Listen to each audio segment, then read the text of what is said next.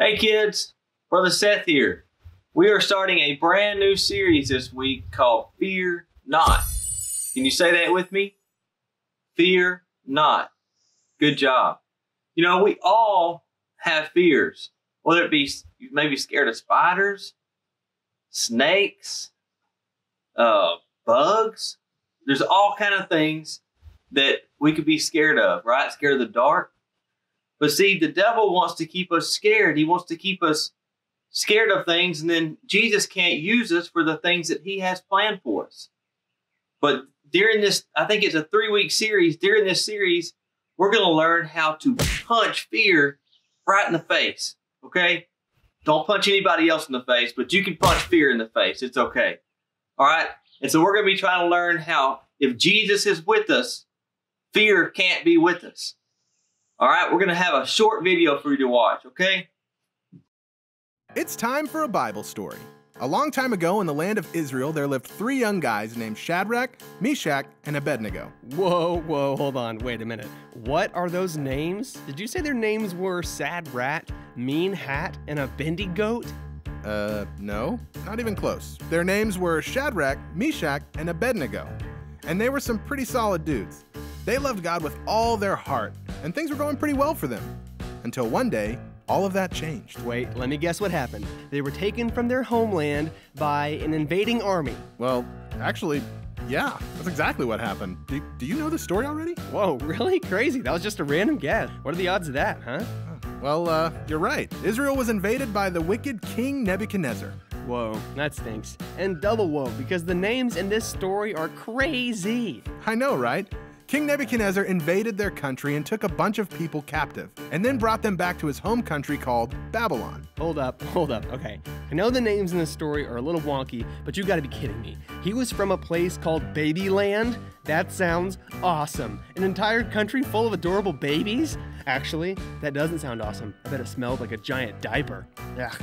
No, not Babyland. It was called Babylon, and I'm sure it smelled just fine. Gotcha. So what happened when they got to Babylon?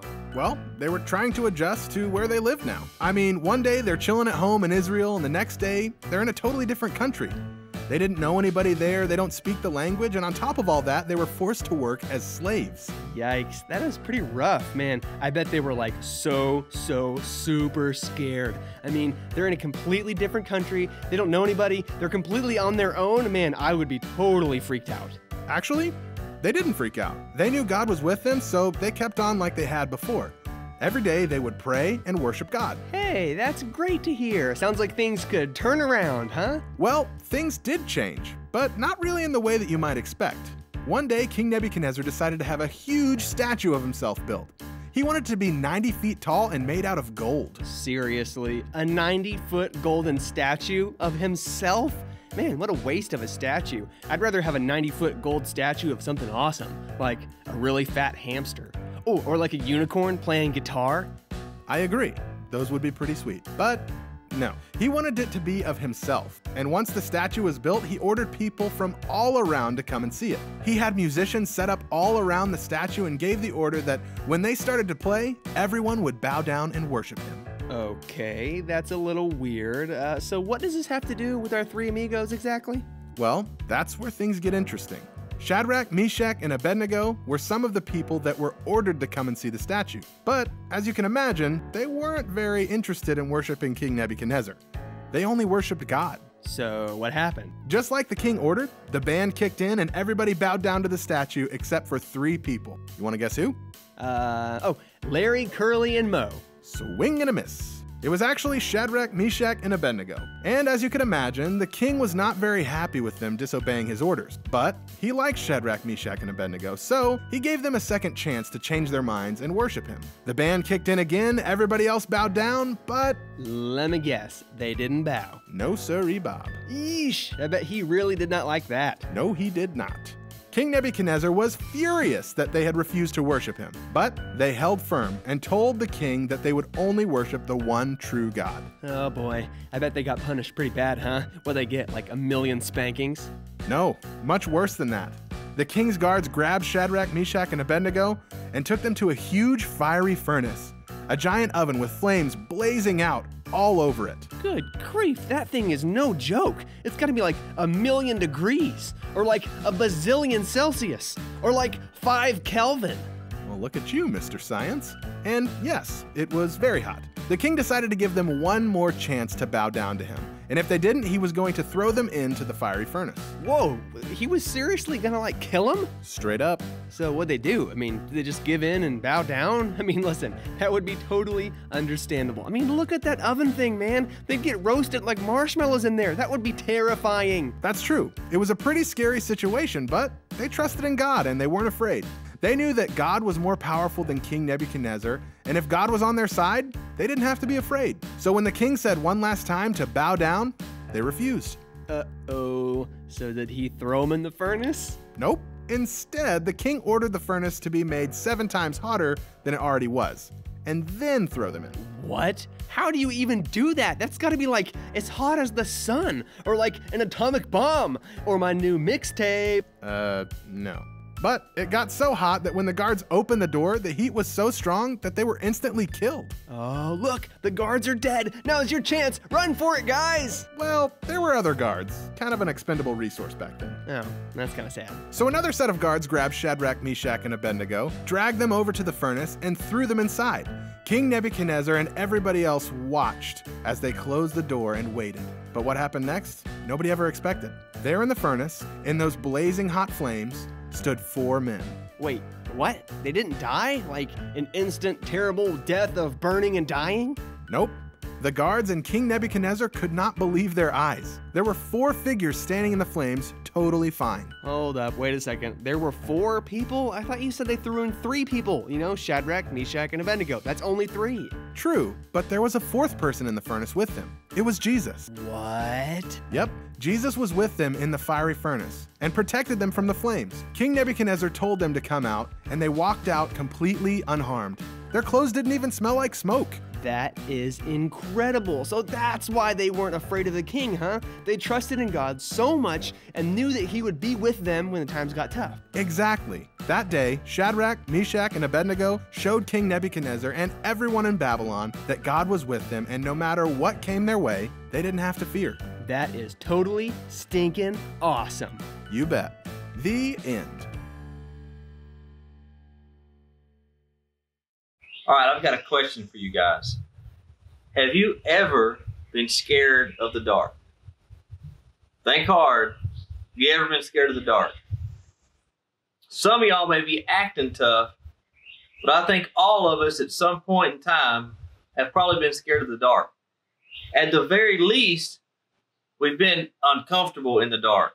We wanted to get back to the light. We wanted to get out of the darkness, right? We've even been so far that people have invented all kind of things to get us out of darkness. We've got street lights, parking lot lights, lanterns. We've even got flashlights on our cell phones. So everybody with a cell phone has a flashlight.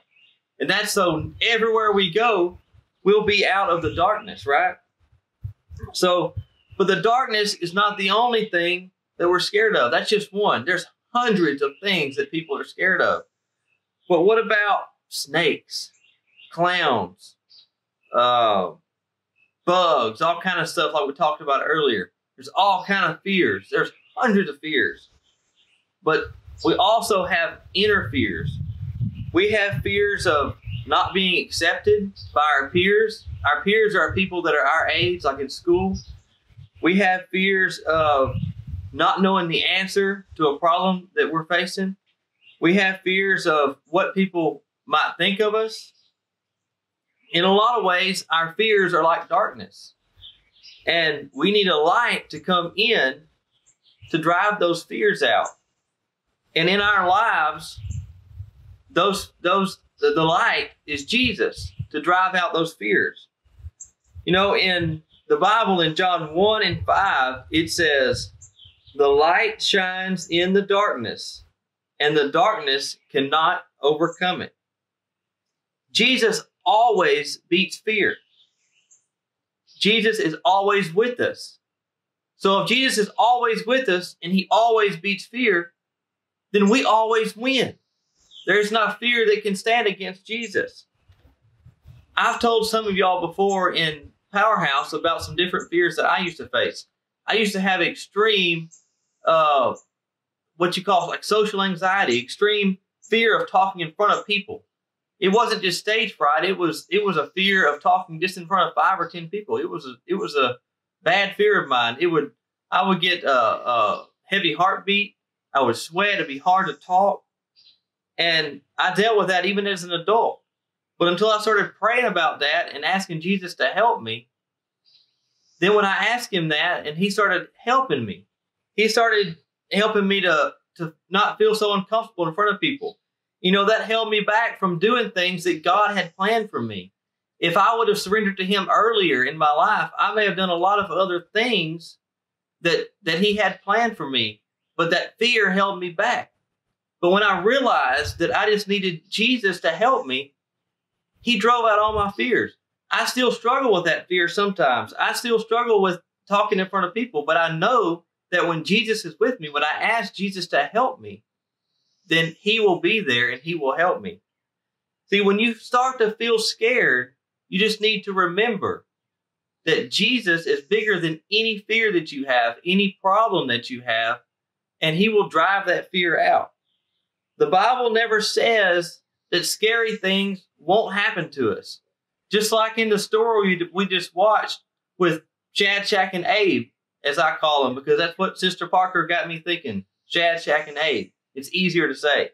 But just like in that story with Shad, Shack, and Abe, they faced their fears. They thought they might die. They still faced their fears. But you know what?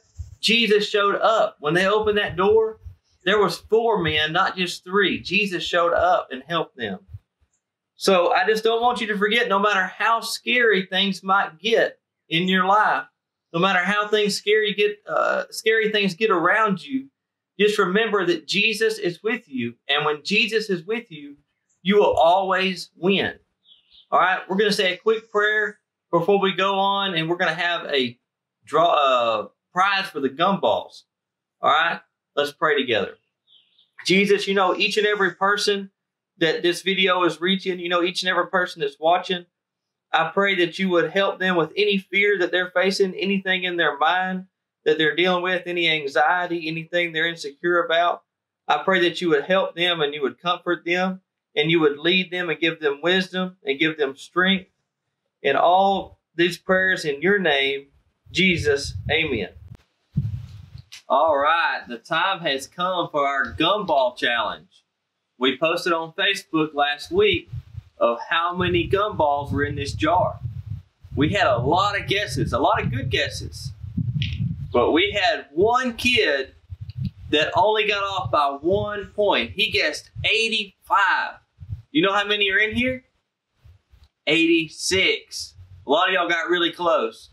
But the one boy that got 85, his name is Zach Barrera.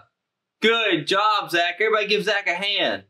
Zach, we have got your gift card. We will get it to you, okay? We will get in contact and get you that gift card. I'm so glad you guys tuned in. Stay tuned in just a little bit longer. We've got a game for y'all to play, and I hope y'all have fun. We love all of you.